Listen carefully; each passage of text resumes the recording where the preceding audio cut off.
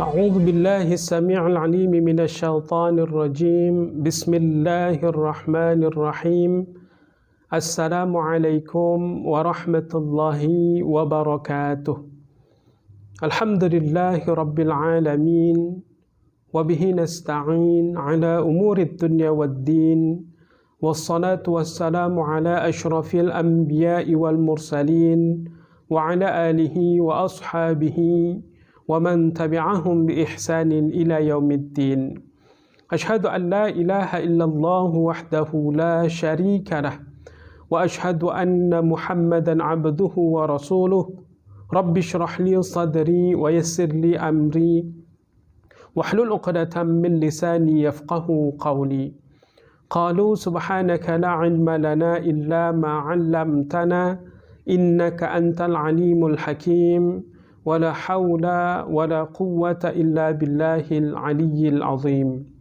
رضينا بالله ربا وبالإسلام دينا وبمحمد نبيا ورسولا حسبنا الله ونعم الوكيل نعم المولى ونعم النصير اللهم فقهه في الدين وعلمه التأويل أما بعد. Alhamdulillah, segala puji bagi Allah, Tuhan yang mengkurniakan nikmat ke atas kita semua. Mudah-mudahan sepanjang nikmat yang masih diberikan oleh Allah, sama-sama kita syukuri, kerana nikmat sekiranya ingin kita hitung, wa in ta'uddu ni'matallahi la tuhsuha, sungguhnya tidak akan mampu untuk kita menghitung. Apa yang perlu kita buat? Syukuri, gunakan untuk kebaikan. Mudah-mudahan ia melambangkan kita kepada menjadi hamba-hamba yang bersyukur. Begitu juga berselawat dan menghidupkan sunnah baginda Nabi sallallahu alaihi wasallam. Dengan membanyakkan berselawat dan menghidupkan sunnahnya, mudah-mudahan juga kita mendapatkan syafaat nanti di yaumil akhir. Amin ya rabbal alamin. Allahumma salli wa sallim wa barik alaihi. Apa khabar semuanya jemaah surau Al-Muhajirin, sarjana utama 3 khususnya, dan muslimin muslimat, hadirin hadirat dimanapun anda berada.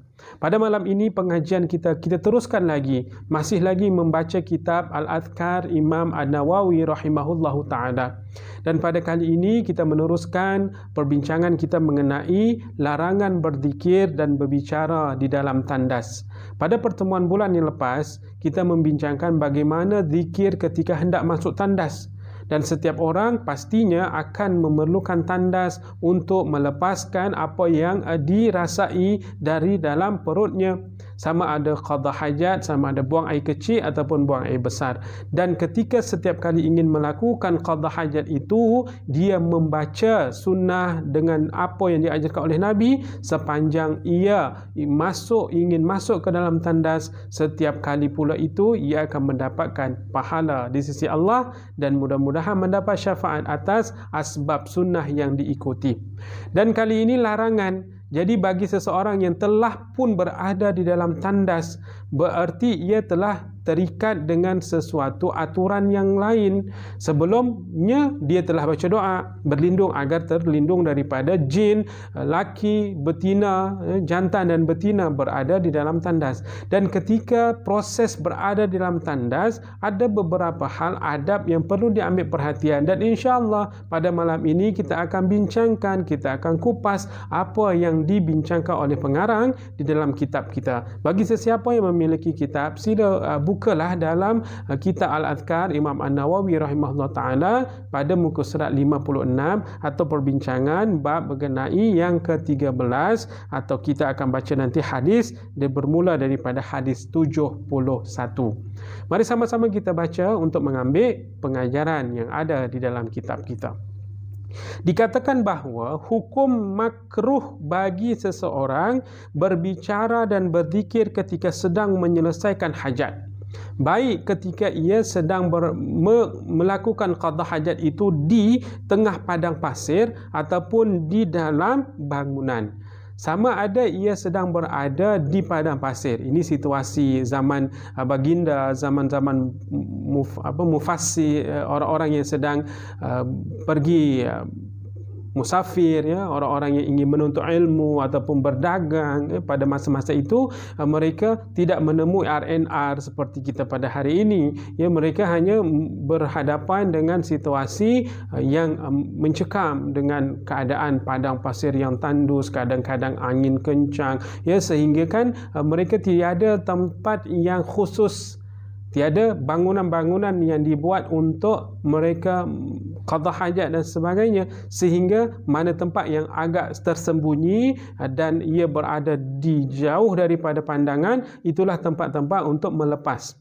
Dan pada ketika itu adabnya pun sama ada ia berada di padang pasir ataupun sedang berada di dalam bangunan. Dalam bangunan ni yang kita sedang hadapi pada hari ini, ya, ketika bangunan itu berada dalam rumah kita, tandas itu betul-betul berada dalam rumah kita. Mungkin dalam bilik tidur kita ada bilik mandinya, ada bilik untuk kita qada hajatnya. Oleh kerana itu perlulah ambil perhatian tentang adab ketika sedang berada di dalam tandas, yakni makruh bagi seseorang yang sedang berada di dalam tandas, sedang melakukan qada hajat itu berbicara, apalagi berzikir. Nah, jangan sampai fenomena hari ini menjadi satu kebiasaan kita. Dalam tandas pun bawa handphone. Ketika di luar tandas sedang berbincang tentang sesuatu berhubungan dengan pekerjaan mungkin, dengan hanya sekadar untuk bersembang-sembang mungkin, bawa lagi ke dalam tandas dan bergayut sampai berjam-jam di dalam tandas berbicara perkara-perkara. Ianya akan menghilangkan lagi satu kebaikan yang sepatutnya untuk ditinggalkan bila berada di dalam tandas. Makruh ni dia sinonim dia ialah apabila kita buat, ya, ianya tidak mengandungi dosa, tetapi jika sepanjang-panjang itu kita tinggal, dia boleh meraup keuntungan pahala di sisi Allah Azza wa Jalla. Sama macam orang yang kata makruh makan petai, makruh makan jering, kerana ia mengandungi bau-bauan yang tidak menyedapkan bagi orang-orang yang berada di sekeliling kita. Bila sampai tahap itu, ianya lain, ianya makanan. Yang ini pula tidak mengandungi apa-apa melibatkan orang lain, ia melibatkan diri kita sahaja, kerana mungkin akan membantutkan lagi kita punya qada hajat itu. Kita banyak sangat untuk berfikir kita nak melepas, tiba-tiba diganggu dengan perbincangan, percakapan yang mengganggu untuk keselesaan kita. Kita nak selesa untuk qada hajat dan kalau boleh habis cepat terus keluar.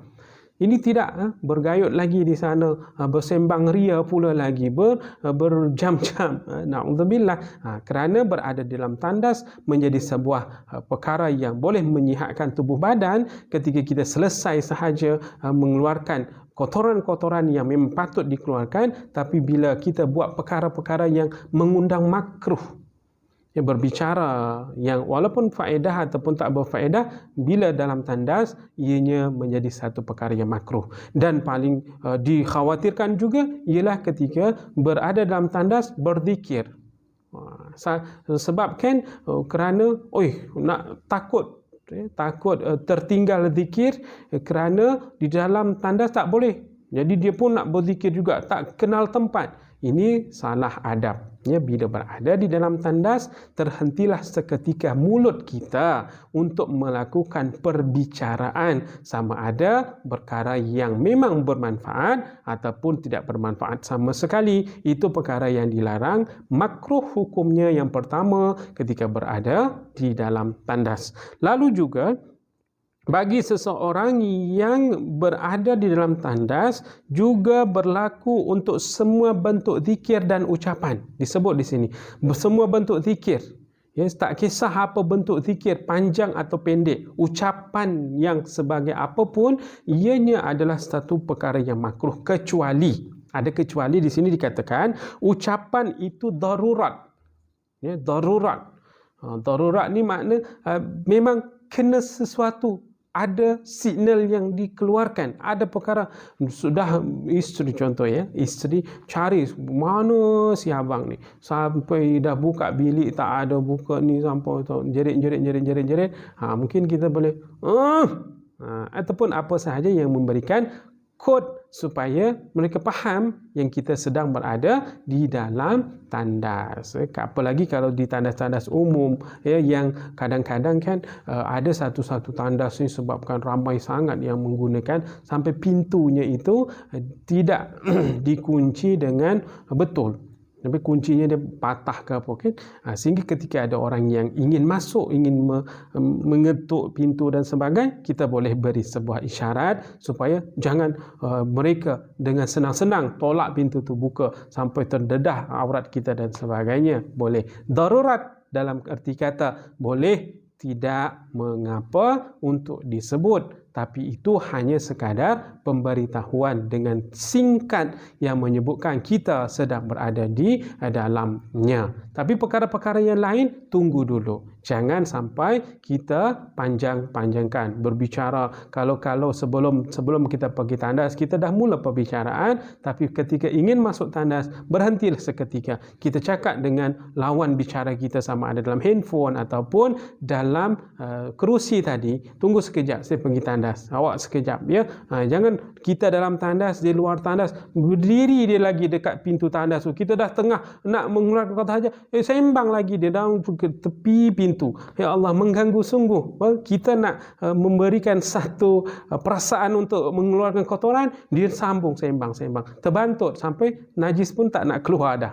Dia pun apalah gacau aja dan sebagainya. Wallahualam. Tapi inilah bila perkara itu diberitahu akan kebaikan dan keburukan, pasti ada hikmah di sebalik ibadat yang pernah dan telah disebutkan oleh baginda Nabi SAW. Dan begitu juga sama ada semua bentuk zikir ataupun ucapan dikatakan kecuali darurat. Namun para sahabat kami mengatakan jika bersim sekalipun tidak perlulah membaca alhamdulillah. Walaupun ketika kita di luar tandas, kita kan bila bersim kita menjadikan satu ucapan sunnah alhamdulillah, alhamdulillah. Namun pada saat berada di dalam tandas, berhenti daripada ucapan mulut kita untuk mengungkap kalimah itu. Walaupun di saat itu diperlukan kalimah, tapi tempatnya tidak merestui untuk kita mengungkap daripada mulut kita. Begitu juga ketika seseorang diberikan salam, menjawab salam juga tidak perlu. Kerana pada saat itu tempat tidak merestui untuk kita menyebutnya. Jadi kalau ada orang bagi salam, kita tak jawab pada ketika itu. Sama juga ketika kita berada di dalam tandas, azan berkumandang, tidak perlulah dijawab serta-merta di dalam tandas tersebut. Kenapa? Kerana tandas itu tempat yang bersih, tempat yang suci. Tidak layaklah kalimah-kalimah thayyibah itu, kalimah-kalimah baik itu berada di tempat yang kotor, yang dipenuhi oleh jin, jantan dan betina. Tempat yang memang tempat untuk makhluk-makhluk kotor. Sehingga kalimah yang suci itu kita simpan, kita letak pada tempat yang betul. Bukan kita menghentikan ibadat, tapi itulah cara ibadat kita, memuliakan kalimah yang mulia dan tidak sembarangan untuk menyebut di tempat yang kotor. Maka bagi sesiapa yang ingin masuk ke dalam tandas, penting baginya untuk berdoa terlebih dahulu, kerana itulah ibadat yang boleh dibuat ketika itu. Sebelum ke tandas, doa itulah sebagai satu kekuatan, sebuah ibadat yang boleh menopap perkara-perkara yang tertinggal di dalam tandas tadi seketika itu. Jadi kalau dalam tandasnya, berhentilah ketika berbicara, berhentilah menjawab semua salam, tasbih, zikir dan sebagainya, kerana ia menjadi sebuah perkara yang makruh apabila diucapkan dengan kalimah-kalimah yang jelas keluar daripada mulut. Namun pada bab azan, nanti kita akan bertemu juga, tapi suka untuk saya beritahu kepada kita terlebih dahulu, kalau perkara bab azan ini, ianya menjadi satu perkara yang luar biasa sebenarnya kalau kita dapat menjawab azan tersebut. Tapi sayangnya pada saat azan itu berkumandang, kita berada di dalam tandas, sehingga terlepaslah kita pahala untuk menjawab. Tapi jangan bersedih hati, kerana ketika kita menahan untuk menjawab, itu juga adalah sebuah ibadat. Ketika kita menahannya untuk tidak mengucap, sehingga kan kita menghormati kalimah itu, kemuliaan kalimah itu, kerana tempat yang kita sedang duduki tidak sesuai, kita tahan. Namun ketika kita keluar daripada tandas, kita boleh qada kalimah-kalimah azan yang kita dengar di saat di dalam tandas tadi. Qada maksudnya kita boleh ambil kembali, kita boleh jawab kembali dengan pukal, dengan semua sekali. Kita dengar daripada Allahu Akbar contoh. Tapi kita tak boleh nak jawab dalam mulut. Mungkin dalam hati kita, saya dah jawab dalam hati. Pun kita boleh top up nanti selepas kita keluar daripada tandas, ucap balik semua kalimah azan yang kita dengar di dalam tandas tadi. Supaya kita tidak terlepas juga pahala menjawab azan tersebut. Jadi bagi sesiapa yang ketika itu berada di dalam tandas, tahankan diri supaya tidak menjawab apa-apa zikir sekalipun di dalam tandas. Bukan berarti kita dikira seorang yang rugi, tak. Dengan menahan itu juga sebuah perkara ibadat, kerana kita menahan daripada perbuatan makruh. Namun ketika di luar nanti, keluar sahaja kita daripada tandas nanti, jawab balik, ambil balik kalimah yang tertinggal ketika kita tidak dapat ucap di dalam tandas tersebut. Oleh kerana itu, tuan-tuan puan-puan rahmat dari Allah Subhanahu wa taala, memuliakan kalimah pada tempatnya, kita termasuk dari segi ibadah. Menahan perkara-perkara makruh diungkap di dalam tandas, kita juga sedang beribadat kerana memuliakan kalimah tersebut. Dan juga orang yang memberi salam tidak berhak untuk dijawab. Kita sebut tadi bagaimana ketika kita dengar salam dan kita dalam luar tandas, ia menjadi satu kewajipan untuk kita menjawab. Namun ketika konteks dalam tandas tadi, terhenti dan terputuslah hukum untuk wajib menjawab kerana tempat tidak mendukung untuk kita menjawab secara jelas dan nyata dalam mulut kita. Dan hukum makruh ini adalah makruh tanzih. Ya, makruh tanzih maknanya dia tidaklah sampai kepada haram. Bagi sesiapa yang terlajak, terucap, ia tidaklah sampai kepada haram. Tetapi kalau sekiranya ia mampu menahan di saat tempatnya tidak tepat, dia dapat satu kebaikan tersendiri kerana memuliakan kalimah-kalimah thayyibah di tempat yang kotor tadi. Dan begitu juga apabila ia bersim kemudian mengucapkan Alhamdulillah di dalam hati dengan lidah yang tidak bergerak, ia juga dibenarkan. Jadi bukan serta-merta habis begitu saja. Bagi seseorang yang bersim, yang mendengar salam, tergerak dalam hati ucap kalimah itu, tidak mengapa dalam hati, kerana ia tidak menjelaskan dengan kalimah lisan yang memang dapat mengganggu kemurnian, mengganggu kemuliaan kalimah itu. Dalam hati tak ada siapa yang boleh pertikaikan. Tapi dalam lisan, sama hal juga ketika contoh seseorang ada, kalau kita salahkan ada rukun qauli, rukun fi'li, kan, ianya seumpama itulah ya, ketika kita masih dalam hati kita tidak mengapa. Namun bila bab-bab rukun contoh dalam solat, ketika kita hanya dalam hati, dia tak boleh diterima. Tapi bab ini dalam hati boleh diterima, tapi bila diungkap tidak boleh diterima kerana kita tidak menghargai, tidak menghormati kalimah suci itu di tempat yang tidak betul. Oleh kerana itu, sekiranya seseorang itu bersim dan dia dah kebiasaan, ya, memang menjadi satu amalan dia, bila bersim je terus je mulut dia macam auto, Alhamdulillah. Bersim je Alhamdulillah, bagus.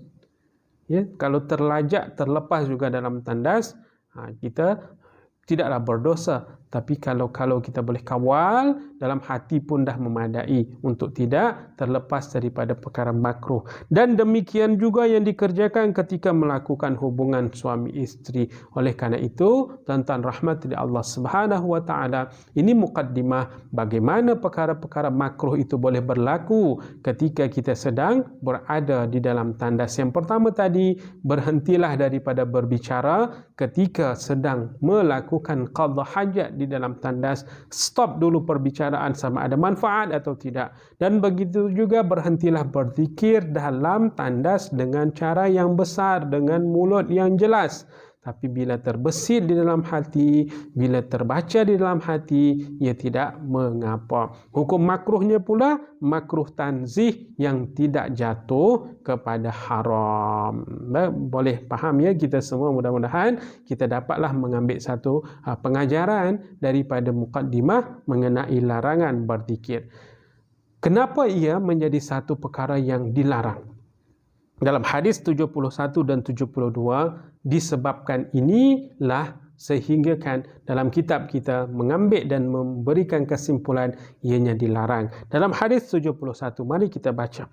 Kami meriwayatkan daripada Ibnu Umar radhiyallahu anhu, dia berkata, Mar rajulun bin nabiyyi sallallahu alaihi wasallam wa huwa yabulu fasallama alaihi falam yuradda alaih. Ini disebut yang bermaksud ya, apabila seseorang lelaki datang ya, apabila pernah seorang lelaki ini datang untuk bertemu Nabi sallallahu alaihi wasallam.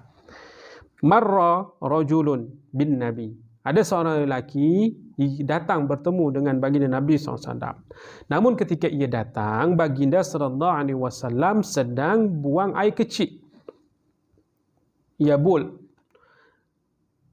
Di saat dia datang, Nabi sedang buang air kecil. Dan orang itu tidak perasan mungkin sehingga kan dia mengucapkan salam.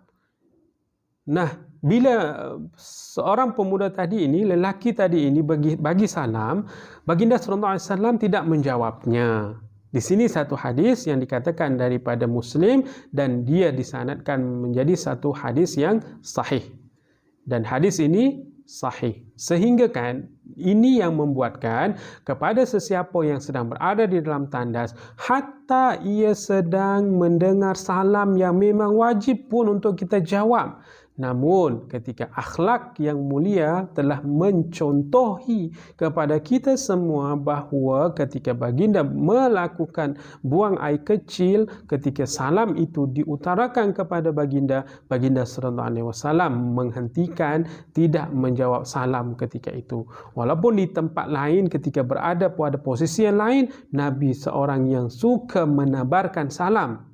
Namun ketika berada di tempat yang sepatutnya dia boleh menahan, maka tahan terlebih dahulu, kerana ini yang ditunjukkan oleh baginda Nabi sallallahu alaihi wasallam. Oleh kerana itu, tuan-tuan puan-puan rahmat dari Allah Subhanahu wa taala, hadis 71 menjawab kenapa kita mesti menahan seketika, kerana kita tahu baginda pun menahannya kerana tempat itu tidak sesuai untuk mengucap kalimah yang baik, kerana tempat itu tidak sesuai untuk mencederakan kalimah thayyibah itu. Bagi sesiapa yang kebiasaan telah setiap kali ada sahaja salam lalu ia mengucapkan dengan secara auto, kita boleh cuba untuk mengecilkan volumenya ataupun kita sekadar dalam hati untuk ketika berada di dalam tandas. Hadis yang ke-71 menjawab soalan yang pertama, mengapa ianya menjadi makruh atau dilarang ketika berada di dalam tandas? Kerana Nabi pun ketika buang air kecil berhenti menjawab salam, walaupun ketika di luar daripada itu pada konteks tandas, baginda menjadi seorang yang suka menebar salam, suka menjawab salam. Namun di dalam tandas, di dalam saat melakukan perkara yang mengeluarkan kotoran, Nabi berhenti untuk menjawab perkara yang wajib itu. Yang kedua, hadis 72, bagaimana kaedah yang diajar oleh Nabi, bagaimana baginda menghentikan perkara yang baik di saat berada di dalam tandas. Hadis 72 ini daripada Muhajir bin Qunfudh radhiyallahu anhu, dia berkata, aku menghadap Nabi sallallahu alaihi wasallam yang sedang buang air kecil. Dan aku pula mengucap salam kepada baginda. Jadi Muhajir ini sama konteks hadis 71 tadi. Dia datang tanpa dia memahami bahawa Nabi sedang berada di dalam mengeluarkan kotoran untuk buang air kecil dan sebagainya. Dan Muhajir juga berkata, aku pernah menghadap Nabi, namun pada saat itu Nabi sedang buang air kecil. Sedangkan aku mengucapkan salam kepada baginda, namun baginda tidak menjawab salamku. Tidak menjawab salamku, sehinggalah baginda selesai berwuduk kemudian mendatangiku dan bersabda. Ini nampak satu perkara yang biasa dibuat oleh baginda Nabi SAW, yang boleh kita ambil sebagai pengajaran juga daripada hadis 72 ini, tuan-tuan. Baginda menjadi satu kelaziman ke atasnya selepas sahaja qada hajat ataupun buang air kecil. Setiap kali baginda keluar daripada tandas, sebelum keluar daripada tandas, baginda akan berwuduk. Dan salah satu sahabat yang suka menyediakan air untuk berwuduk Nabi adalah Sayyidina Anas.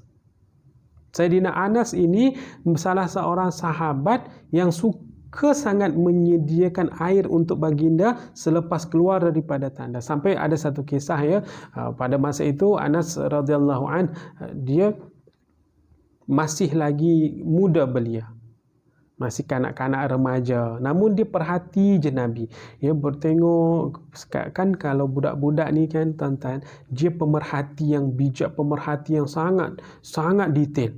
Ya, kalau kanak-kanak di rumah kita contohnya, apa yang kita buat, Masya Allah, apa sedetail-detailnya dia boleh perhati, dan sehingga satu tahap dia contoh benda tu, dia buat. Kalau di rumah kita suka sujud, suka solat contoh kan, pandailah dia nanti mengajuk-ajuk kita, mau kita tengok mulut kita ucap-ucap, lepas tangan kita kan, kalau kita solat yang gini kan, dia pun buat juga. Kadang-kadang tengok kita sujud, dia pun buat sujud. Perkara-perkara baik. Begitu juga perkara buruk. Kanak-kanak ni mudah sangat untuk mencontohi. Bila kita suka berkata kasar, kalimah-kalimah kotor, mereka akan bicara dengan kawannya walaupun dia tak faham. Dia akan ungkap benda tu. Kerana mereka pemerhati yang hebat. Dan dibuktikan ketika Anas masih remaja, masih kanak-kanak, dia perhati je Nabi kalau pergi tandas, bila keluar daripada tandas, Nabi akan berwuduk. Jadi pada masa-masa tertentu, dia akan, bila tengok je Nabi ke tandas, dia siap cepat-cepat ambil air, letak depan pintu Nabi.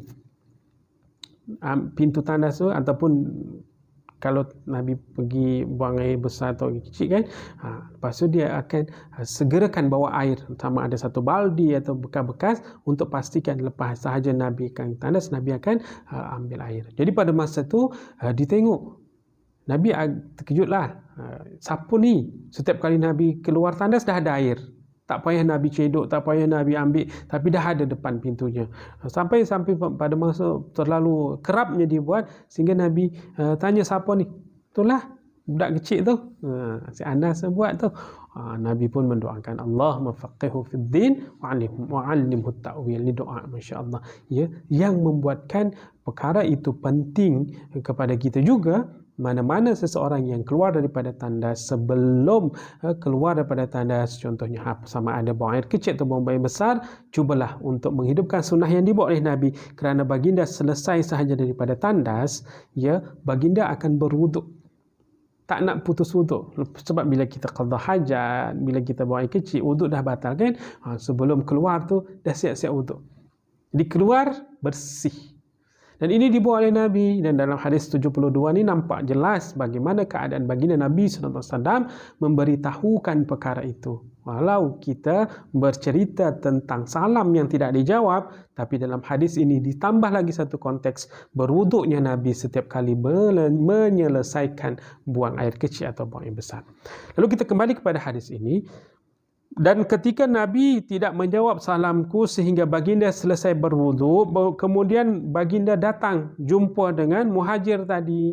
Jumpa dengan Muhajir tadi radhiyallahu anhu tadi, maka baginda pun bersabda ke atasnya. Jadi baginda beritahu, Inni karihtu an adhkurallaha ta'ala illa ala tuhrin atau qala ala taharah.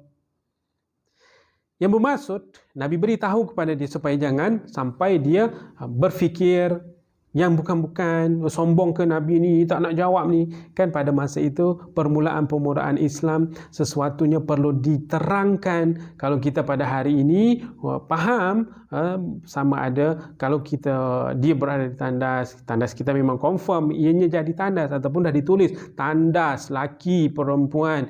Bila pada masa-masa dulu ini tidak terbentuk dengan jelas mungkin tandasnya, sehingga kadang-kadang kita tak tahu sedang berada di tandas, sedang buang air kecil atau buang air besar, kita tak memahami dengan cara yang sempurna. Tapi bila hari ini kita dah jelas tandas itu memang tandas dan berbentuk tandas dan ada namanya tandas, jadi kita tak dijelaskan pun kita dah tahu yang ia berada dalam tandas. Tapi pada masa-masa permulaan agama ini perlu dijelaskan dan ia menjadi satu kebaikan kepada kita juga. Jadi Nabi jumpa kepada muhajir tadi yang bagi salam. Kenapa lah Nabi ni tak menjawab salam saya? Kenapa ni? Sehingga tidak mahulah satu perbalahan ataupun prasangka-prasangka. Nabi jelaskan kepada kenapa Nabi tak jawab salam pada saat Nabi sedang buang air kecil. Nabi sebut, inni karihtu, sesungguhnya aku tidak suka an azkurallaha ta'ala illa ala tuhrin atau ala taharah. Aku tidak suka apa? Tidak suka berzikir kepada Allah kecuali, disebut di sini kecuali ala tuhrin, kecuali aku dalam keadaan suci. Agak menjadi satu perkara yang tidak digemarilah oleh Nabi ketika kita sedang berada dalam tempat yang kotor, sedangkan kita pula pada masa itu sedang berada dalam keadaan yang kotor. Tidak suka Nabi menyebut kalimah-kalimah suci itu di tempat yang tidak suci, di tempat yang tidak bersih. Nah, daripada inilah disebut juga hadis ini dinilai sahih daripada Abu Dawud, An-Nasa'i, Ibnu Majah dan sanad sahih yang lain. Masya Allah, tuan-tuan, puan-puan yang rahmat dari Allah Subhanahu wa taala, akhlak baginda begitu mulia, ya, memberikan pengajaran kepada kita kenapa pentingnya menahan seketika untuk tidak mengungkap kalimah-kalimah yang boleh mengganggu kemurnian kalimah itu. Nabi jawab, bukan aku sombong, tak nak jawab salammu, tapi aku tak suka, kata Nabi, ketika dalam tempat yang kotor itu, ketika diriku belum bersih, menyebut kalimah-kalimah, berzikir kalimah-kalimah, mengingati Allah dalam bentuk kalimah mulut. Walau hakikatnya Nabi tidak pernah pun melupakan Allah Azza wa Jalla, Nabi sentiasa hatinya terpaut dengan Allah, tapi nak beritahu kepada kita supaya berhati-hati meletakkan kalimah di tempat yang salah.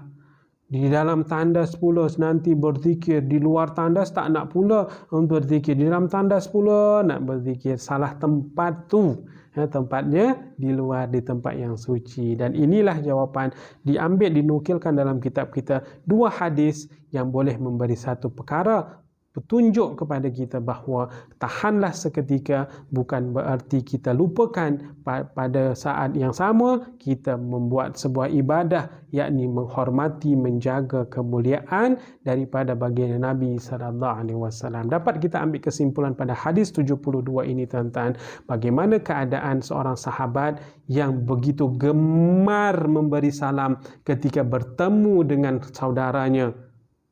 Ini satu perkara yang penting, ya, untuk kita semua, sebab kita lihat bagaimana mereka gemar bagi salam pada Nabi, para sahabat. Namun ketika kegemaran itu perlu juga untuk kita ambil perhatian. Ya, kalau kita bertemu dengan saudara kita, jiran kita Assalamualaikum bang, hey bro, apa kabar? Ianya menjadi satu perkara yang agak sedikit dirubahlah. Kalau nak guna bro ke sis ke apa ke, gunalah Assalamualaikum sis, Assalamualaikum bro.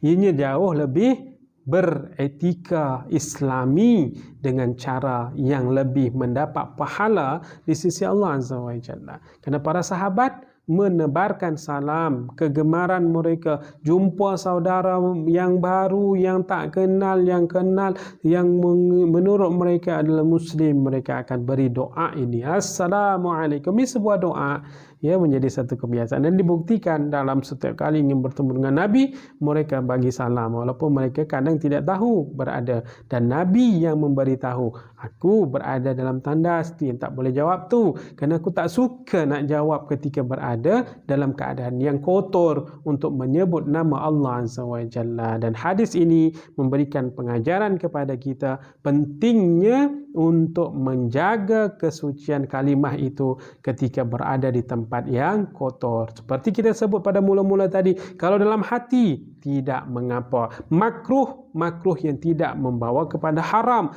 tapi jika ditahan seketika dapatlah kita memuliakannya, dan ketika kita di luar daripada itu kita nak jawab, kemudian boleh saja. Baik, kita teruskan pada pelajaran yang ke-14, pada pembahasan yang ke-14 mengenai larangan mengucap salam kepada orang yang sedang menunaikan hajat.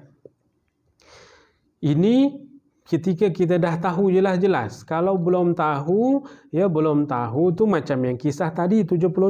Ini dah jelas-jelas. Dia dalam tandas. Dia dalam tandas. Kita ketuk pintu tandas tu, Assalamualaikum, oi, mat. Jawablah salam. Dah tahu-tahu dia dalam tandas. Nak sibuk kita suruh dia jawab salam. Dia dah tengah mengeluarkan kotoran, kita paksa dia pula. Di sini disebut, para sahabat kami mengatakan makruh hukumnya mengucap salam kepada orang yang sedang menunaikan hajat. Jangan bagi salam. Apabila mengucap salam, maka tidak berhak mendapatkan jawapan dengan dasar kedua hadis daripada Ibnu Umar dan Muhajir pada bab sebelumnya. Jangan paksa mereka untuk jawab. Dah kita pula ni dah tahu dia sedang dalam, dah bagi tahu dia, oi sabar, aku nak pergi tandas kejap yo. Bila dah dalam tandas ni kita pula dah bagi ketuk pintu tandas tu, Assalamualaikum mat, jawab salamku mat, cepat mat. No, makruh hukumnya memberi salam kepada orang yang sedang qada hajat. Tak payahlah, kita dah tahu dia sedang melabur pelbagai-bagai laburan, kita berhenti seketika. Begitu juga ketika ada juga orang yang bagi salam, seketika itu berhenti, jangan jawab dulu, dan kita tidak berdosa. Wallahu a'lam. Kita habiskan bagaimana perkara ini boleh berlaku, dan itulah perkara-perkara yang disebutkan mengenai larangan-larangan tersebut. Dan yang terakhir perbincangan kita tentang rahmat dari Allah SWT mengenai zikir ketika keluar daripada tandas. Berakhir perbincangan kita mengenai tandas. Sebelum masuk ke tandas, kita ada doanya tersendiri. Berlindung kepada Allah daripada syaitan, daripada jin, betina dan jantan. Dan ketika berada dalam tandas, kita telah dibincangkan tadi bagaimana adab yang perlu kita perhatikan. Dan ketika kita menjaga adab, berakhirlah pelaburan kita. Berhentilah seketika dah apa yang kita hajatkan terhajat. Dah selesai dah dalam tandas tadi. Begitu selesai, jangan terus-terus keluar. Ada perkara yang boleh menyambung lagi nilai pahala. Ketika keluar tandas, ada zikir yang boleh diucap. Ketika seseorang keluar daripada bilik kecil, hendaklah ia mengucapkan ghufranak. Ghufranak. Alhamdulillahilladzi azhaba 'annil adza wa'afani. Masya Allah. Keluar tandas. Ghufranak dimulakan dengan kalimah, aku mohon ampun padamu ya Rabb.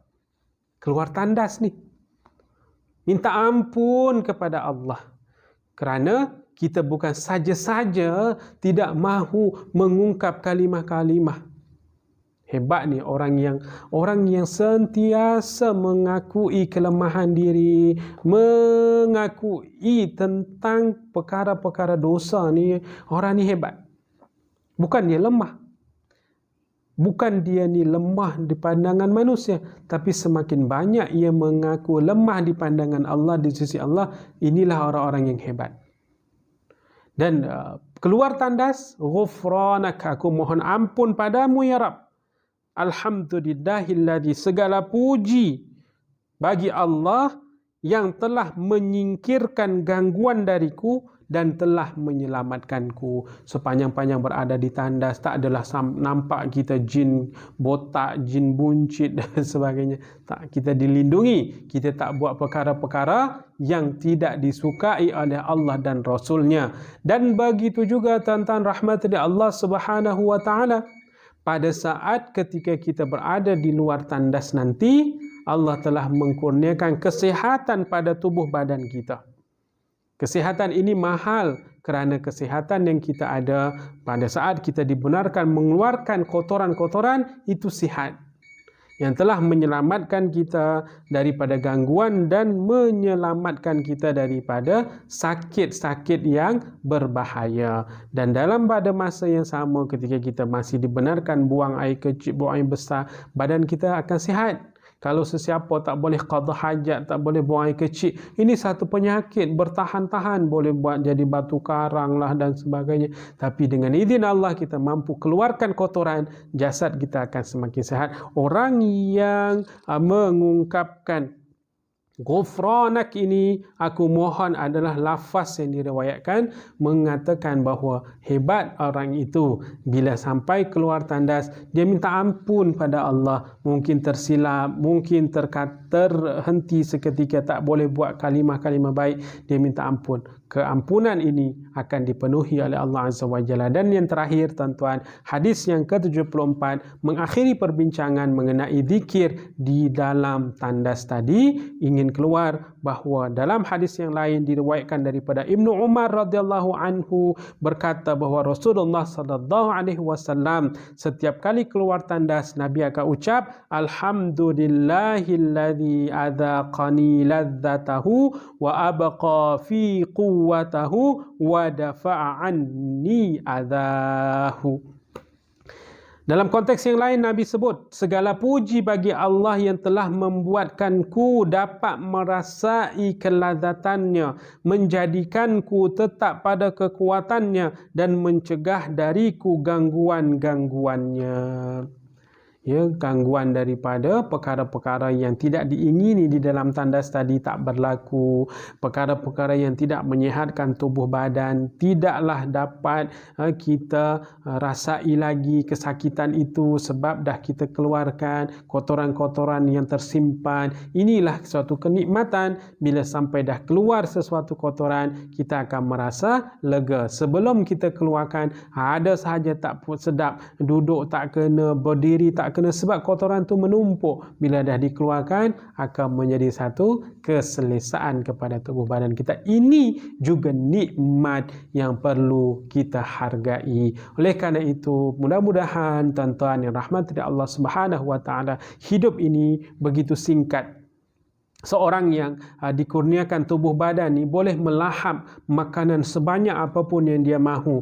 Bahkan mungkin kalau satu bukit boleh habis dengan kita makan. Tapi perut kita hanya sejengkal. Jika tidak dikeluarkan makanan yang banyak tadi itu akan menjadi sumber penyakit pada tubuh badan kita. Dengan adanya keizinan daripada Allah, mampu kita mengeluarkan kotoran itu, maka beradablah menjaga ketertiban sehingga ketika kita menjaga adab sebelum masuk, ketika berada di dalam tandas, ketika keluar daripada tandas, insya-Allah tubuh badan semakin sihat, keterikatan kita kepada Allah semakin kuat. Allah pula akan mengkurniakan kita perkara-perkara yang baru, yang baik, yang mulia untuk kita teruskan hidup sepanjang kontrak kita masih ada di dalam dunia ini. Mudah-mudahan terima kasih kepada anda semua yang sudi menyaksikan pengajian kita pada malam ini. Berakhir sudah perbincangan kita mengenai tandas. Mudah-mudahan bagi tuan-tuan yang memang kerap pergi tandas,